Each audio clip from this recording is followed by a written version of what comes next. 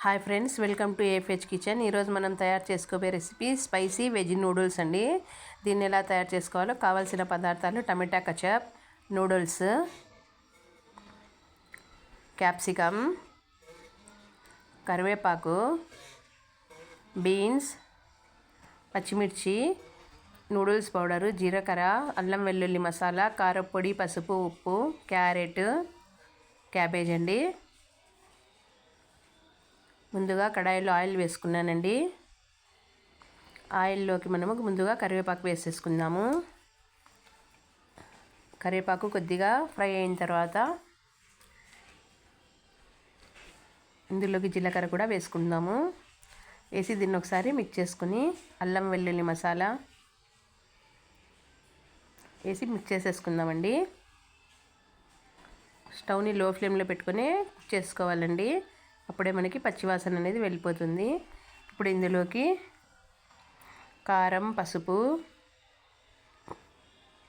ఉప్పు వేసి దీన్ని మిక్స్ చేసుకుందామండి బాగా. ఇందులోకి బీన్స్,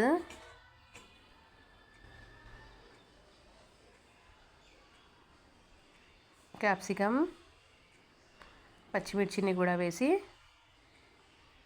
బాగా మిక్స్ చేసేసుకుందామండి. చూడండి ఎంచక్కా ఉడికిపోయింది. ఇప్పుడు ఇందులోకి క్యాబేజ్, క్యారెట్ కూడా వేసి బాగా మిక్స్ చేసుకుందామండి.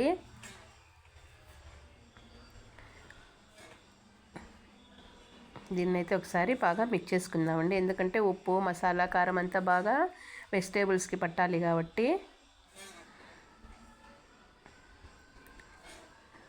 బాగా మిక్స్ చేసేస్తేనే త్వరగా ఉడికిపోతుందండి, అడుగు అంటుకోకుండా.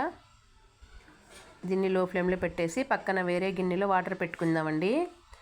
నూడిల్స్ ఉడికించుకోవడానికి వాటరు బౌల్ అయ్యాయండి. ఇందులోకి మనము 2 చుక్కల ఆయిల్ వేసుకొని ఉప్పు కూడా వేసుకున్నామండి. ఇందులోకి నూడిల్స్ వేసేసి కొద్దిగా ఉడికిన తర్వాత దాన్ని వాటర్ అయితే తీసేసుకుందామండి.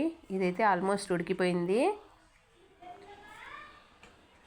చూడండి ఎంత మెత్తగా ఉడికిపోయాయో. ఇప్పుడు నూడిల్స్లో నుంచి వాటర్ని పక్కకు తీసేసుకున్నామండి. ఇప్పుడు ఇందులోకి నూడిల్స్ పౌడర్ కూడా వేసి బాగా మిక్స్ చేసుకుందామండి. ఇప్పుడు టమాటా కచప్ కూడా వేసుకుందాము. నూడిల్స్ పౌడర్ అయినా వేసుకోవచ్చు, గరం మసాలా అయినా వేసుకోవచ్చు, అది ఆప్షనల్ అండి. ఇప్పుడు ఇందులోకి నూడిల్స్ వేసి ఎంచక్కా మిక్స్ చేసేసుకుంటే స్పైసీ వెజ్ నూడిల్స్ రెడీ అండి.